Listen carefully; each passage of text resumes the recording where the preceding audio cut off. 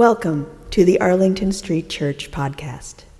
Founded in 1729, Arlington Street continues today as a gathering place for progressive people of faith in the greater Boston area and beyond.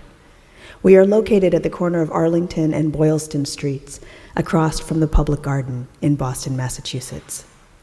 Please visit ascboston.org for more information about this historic Unitarian Universalist congregation. Arlington Street Church, gathered in love and service for justice and peace.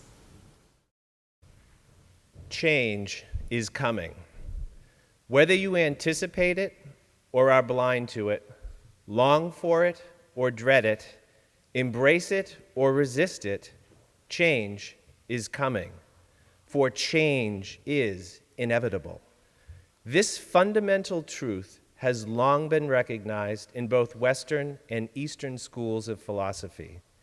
From the West, working around 500 BCE, the pre-Socratic philosopher Heraclitus of Ephesus famously wrote, "Panta rei," all things change. The way up and the way down are one and the same. Living and dead, waking and sleeping, young and old, are all the same. How are we to view these apparent binary opposites as the same? Because, Heraclitus explains, they all change over time. Panta rei, everything changes. From the East, working at about the same time as Heraclitus, the Buddha said that rich or poor, young or old, human or animal, no being in this world can maintain itself in any one state for long. Everything experiences change. So when change, like a giant dark storm, looms on the distant horizon of our lives, what are we to do? Two lessons from the animal kingdom. Lesson one, don't panic. One day, Henny Penny was pecking at corn in the barnyard when whack, an acorn hit her on the head. "Goodness gracious me," said Henny Penny, "the skies are going to fall. I must go and tell the king." And so in a panic, she soon gathered all her animal friends together to run to tell the king the sky is falling. On the way, the panicked troop met Foxy Woxy, who told them he knew of a shortcut to the king's palace. Panicked, they all followed Foxy Woxy, who led them down the garden path to a dark, narrow hole, which was actually the door to his burrow. Foxy Woxy went in, and as each followed in single file, Foxy Woxy snapped their necks and tossed them over his shoulder. Don't panic. Stay calm. Nothing ever good comes from panic. Lesson two, don't avoid change, move towards it. In a recent article in the Tennessean, author and consultant Rory Vaden tells the story, another parable, if you will, of the buffalo and the cow. In Colorado, where he grew up, Vaden explains, when storms come, they brew in the west and roll over the top of the Rocky Mountains, barreling down over the plains in the east where the cows and the buffalo graze. What the cows do is very natural. They see the storm coming from the west, and so they run away to the east. The only problem with this strategy is there's no way for cows to outrun the storm. Instead, the cows actually run right along with the storm, maximizing the amount of pain, time, and frustration they experience in the storm. Buffalo, on the other hand, wait for the storm to crest over the peak of the mountains, and as the storm rolls over the ridge, the buffalo turn and head directly into the storm. By running at the storm, they run straight through it. minimizing the amount of pain, time, and frustration they experience in the storm. Now, the cows and the buffalo are hit with the exact same storm. The resultant difference in their approaches, however, is that the cows spend much more time in the storm and end up exhausted and stressed. By charging right into the storm, the buffalo, on the other hand, come out the other side in a much shorter time, invigorated. Run towards change, not away from it. The storm is a great metaphor for all the changes we face in our lives. Contemplating change can seem scary and sometimes even sad. Reflecting on change, 19th century French poet, journalist, and novelist Anatole France wrote, "All changes, even the most longed for, have their melancholy, for what we leave behind us is a part of ourselves. We must die to one life before we can enter into another." When we look up and see change on the horizon, how do we not panic? Look it in the eye and run headlong into it with a sense of wild abandon and anticipation, rather than running away from it, exhausted. Practically speaking, how do we embrace change? Jack Canfield, author of Chicken Soup for the Soul, offers 4 tips. Tip number 1, event plus response equals the outcome. It is our response to an event, not the event itself, that determines the outcome we actually experience. Change happens all around us, constantly, change over which we often have no control. How we choose to respond to that change is within our control. Let's contemplate the event and then choose for ourselves what it means. Tip 2, always create positive outcomes. When we find ourselves faced with a big change that feels overwhelming or frightening, let's stop and take time to imagine the best possible outcome that could result from that change, and then simply choose to believe that we have the capacity to make that vision our reality. Let's believe in our power to achieve the best possible outcome from any change. Tip 3, using the power of acting as if. Let's view ourselves as already being the kind of person who can successfully adapt to change, and then start showing up in the world as that very person. Let's study people who have successfully gone through similar changes. Let's learn from them what beliefs, actions, habits, and knowledge served them well. Tip 4, acknowledge our fears and take action anyways. Let's give ourselves permission to acknowledge and experience whatever fears show up along the way, and then move into action anyways. Let's not allow fear to stand in our way. 19th century American philosopher William James writes, "To change one's life, start immediately. Do it flamboyantly. No exceptions, no excuses." To show how this might all work together on a practical level, I'll make myself vulnerable for a few minutes and offer some personal examples. Last August, my husband David was laid off. After almost 6 months without a single job offer in his field, he accepted a job that required him to move to New York City on a full-time basis. In March of this year, I was accepted into the Master of Divinity program at Harvard. Summer sessions begin tomorrow. School begins full-time August 27th. Now, David is actually 60 years old and by far the oldest person in his company. I'm actually a 56-year-old lawyer who happens to own a real estate business with my partner. This business is already more than a full-time job. So just how is all of this really going to work out? Lesson 1, don't panic. Stay calm.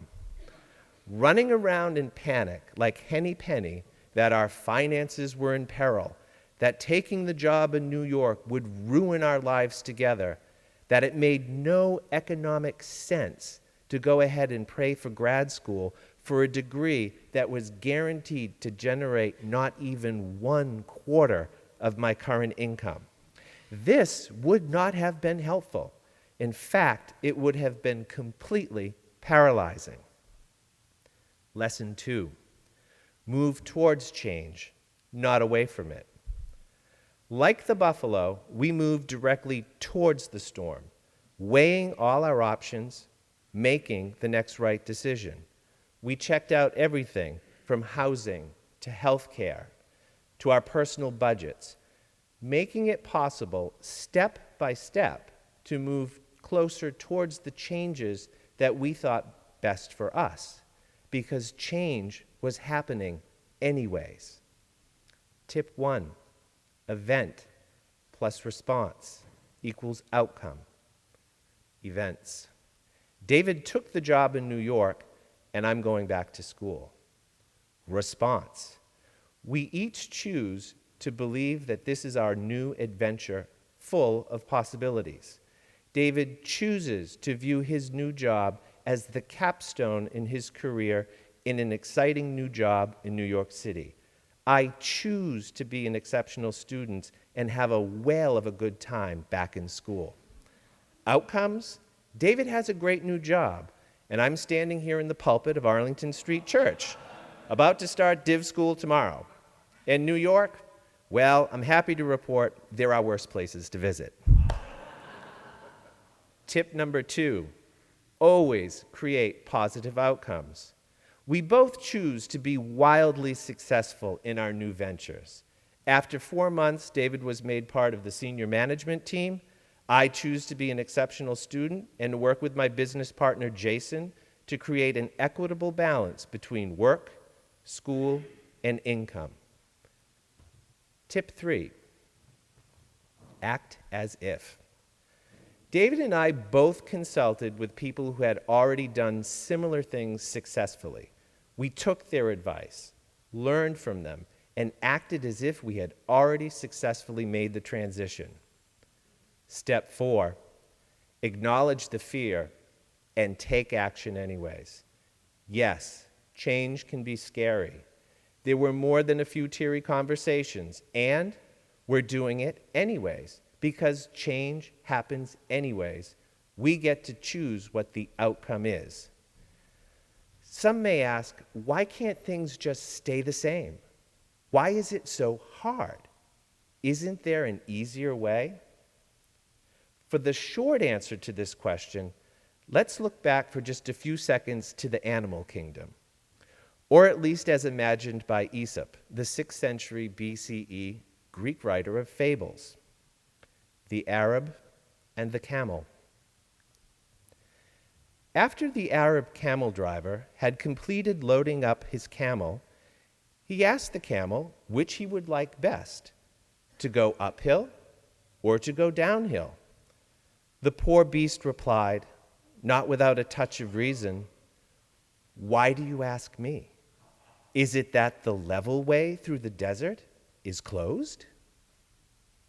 Just as there is no level way through the sand dunes of the desert, just so there is no way to avoid the experience of difficult changes along life's journey.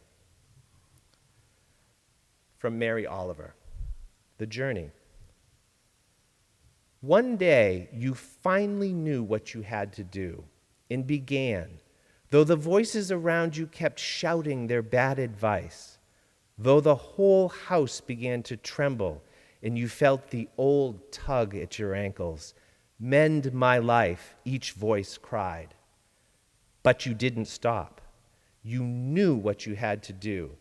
though the wind pried with its stiff fingers at the very foundation, though their melancholy was terrible, it was already late enough, and a wild night, in the road full of fallen branches and stones.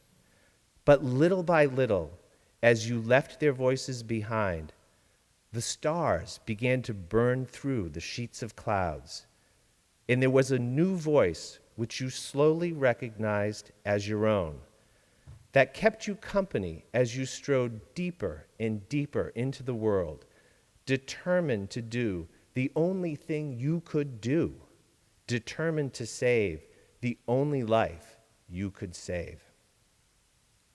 My friends, all changes, even the most longed for, have their melancholy, for what we leave behind us is a part of ourselves. We must die to one life before we can enter into another. Panta re, all things change. Don't panic. The sky isn't falling. Be like the buffalo.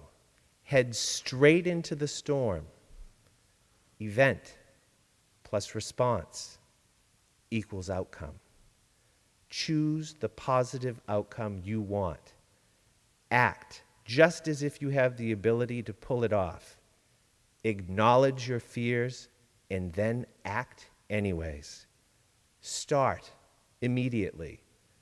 Do it flamboyantly. No exceptions.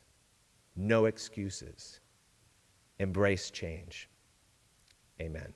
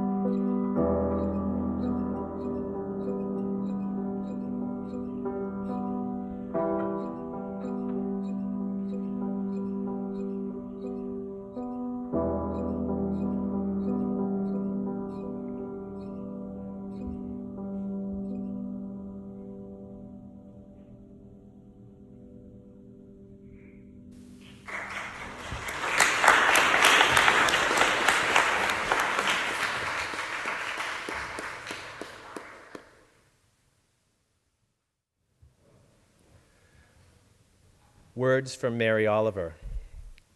You do not have to be good. You do not have to walk on your knees for 100 miles through the desert repenting. You only have to let the soft animal of your body love what it loves. Tell me about despair, yours, and I will tell you mine. Meanwhile, the world goes on. Meanwhile, the sun and the clear pebbles of the rain are moving across the landscapes, over the prairies and the deep trees, the mountains and the rivers.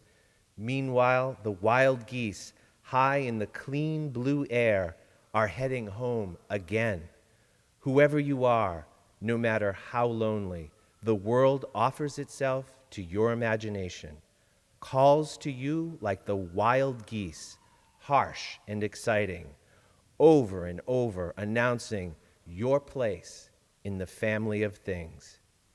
Tell me, what is it you plan to do with your one wild, precious life? The service begins when the service ends. Bless your hearts. Amen.